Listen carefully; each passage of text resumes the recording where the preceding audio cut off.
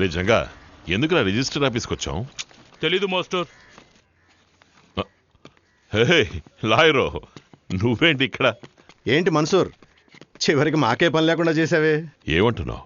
బాబు ఈ ఊళ్ళో మీ అందరికీ ఒక్కొక్కరి పేరున 2 ఎకరాల పొలం కొన్నాడు. దానికి డబ్బు? అది వైజాగ్లో ఉన్న ఇంటిని అమ్మేశారు. అమ్మేశారా?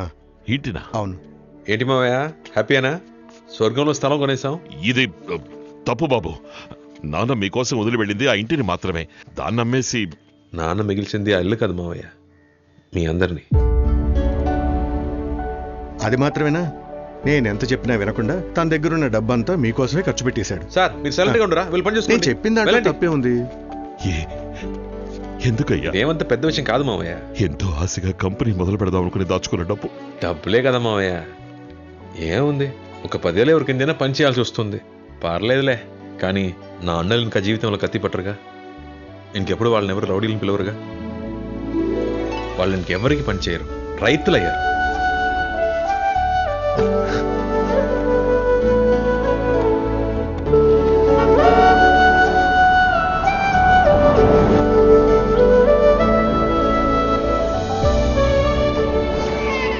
మీరు వీడిని చూసుకుంటే రేపు వీడు మిమ్మల్ని చూసుకుంటాడు.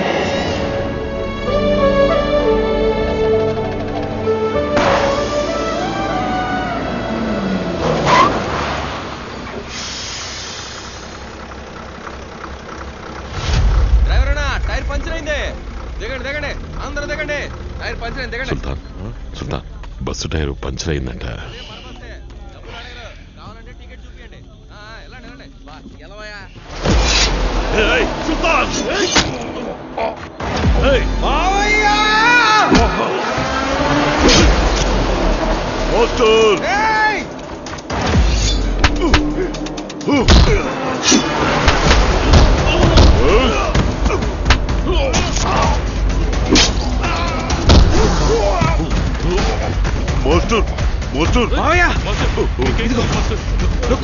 నొక్కి పట్టు, డ్రైవర్ పడింది, డ్రైవర్.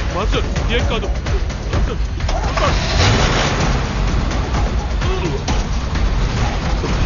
నీకేం కాదు, దగ్గర నొక్కి పట్టుకో గట్టిగా.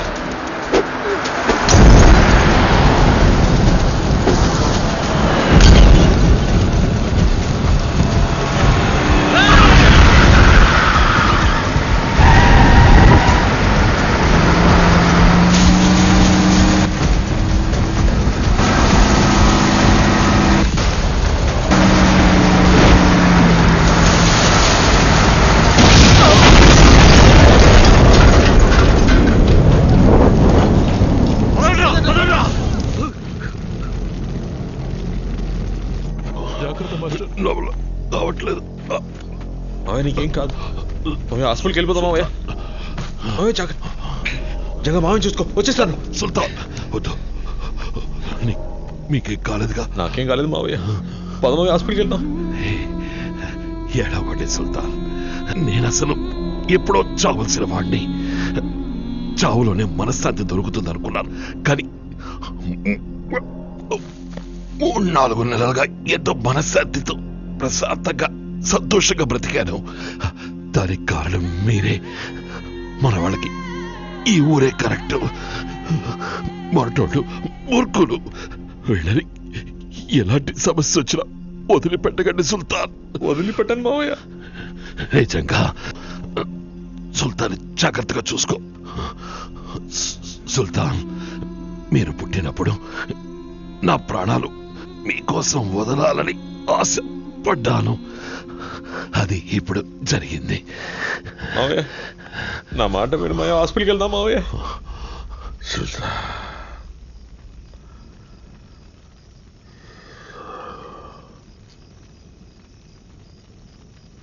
మావయ్య మావయ్య మావయ్య. హలో సుల్తాన్, సారీ సుల్తాన్. చచ్చింది. పెద్ద తలకాటుగా. అయినా ఏం నువ్వు? మీ అన్నల్ని కాపాడుకోవాలన్న బాధ్యత లేదా? ఎన్ని రోజులు నీ వీక్నెస్ తెలియకుండా విసిగిపోయాను, కానీ ఇప్పుడు నీ వెనకాల ఉన్న ఆ ఏనుగు గుంపు కావాలి. అవును సుల్తాన్, వాళ్ళని ముక్కలు ముక్కలుగా నరికి రక్తం కళ్ళ చూస్తే గానీ మా ఆవేశం చల్లారదు. ముందు కార్యం పూర్తి అవనియండి. ఇప్పుడేం వద్దు, వెళ్ళండి. ఏం వద్దా అంటే అన్ని మూసుకొని కూర్చోవాలా? మనలో ఒకరు ఇప్పుడు మనతో లేరు. వాడిని నరికి పోగులు పెడితే గానీ మా ఆవేశం చల్లారదు. నరికేస్తే ఆయన బతుకొస్తారా? నువ్వు ఏంటన్నా పిచ్చోడ్లో మాట్లాడతావు? వాళ్ళు తీసుకెళ్ళు, వెళ్ళు. కుదరదు సుల్తాన్, కుదరదు. ఆడు సచ్చాక ఇక్కడ శవాన్ని తీసేది. పోండి, వెళ్ళి నరుకోండి. ఎంతమందిని నరికి బారేస్తుంటారు? వాళ్ళకి అన్నదమ్ములు ఉండరా? కుటుంబాలు ఉండవా? ఈరోజు మీలో ఒకటిపోతే ఆవేశం వస్తుందే. ఏదైతే మనం చేస్తామో అదే మనకు తిరిగి వస్తుంది. ఇక ఈ కథను మేం వినం. మనలో ఒకడిని వాడు చంపేస్తే వాణ్ణి చంపకుండా వదిలేయాలా? మమ్మల్ని ఆపి ఉపన్యాసం ఇస్తున్నావు? ఇదంతా నీ వల్లే. ఆ రోజే మమ్మల్ని వదిలేసుంటే వాణ్ణి వేసేస్తే ఈరోజు బాయ్ చచ్చేవాడా? కాశీ వద్దు. మాలో ఎవడు చూస్తే నీకేంటి? నీకు ఈ ఊరు ముఖ్యం, ఆ అమ్మాయి ముఖ్యం. మేమంతా నువ్వు విదిల్చే మెతుకులు తిని నీకోసం పనిచేసే కుక్కలం కదా. ఒక అమ్మాయి కోసం మన గ్యాంగ్నే పణంగా పెట్టావు. ఇంకా వీడి మాటలు వినాలా? రండ్రా. వద్దు వద్దని చెప్తున్నాను. ఎన్నిసార్లు చెప్పిన అర్థం కదా నీకో? మళ్ళీ మళ్ళీ కథలు తీస్తారు. చెప్.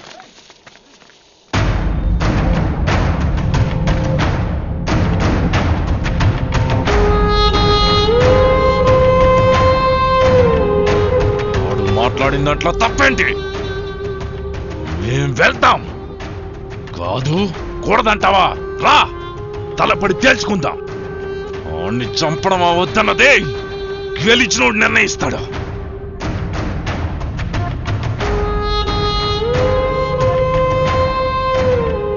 ఇక్కడ ఓడినోడు గెలిచినోడు చెప్పినట్టేనాలే. రా, తలపడదాం. మైకేల్, మధుడిని మాట్లాడుతున్నావా? ఎవరితో గొడవ పడాలనుకుంటున్నావు? తను మన సుల్తాన్ రా. మన సుల్తానా? సుల్తాన్ అన్న పేరు పెట్టినోడిని చంపేసినోడు మన సుల్తాన్ అంట. ముందు నాతో పోటీ పడండి రా. జంగా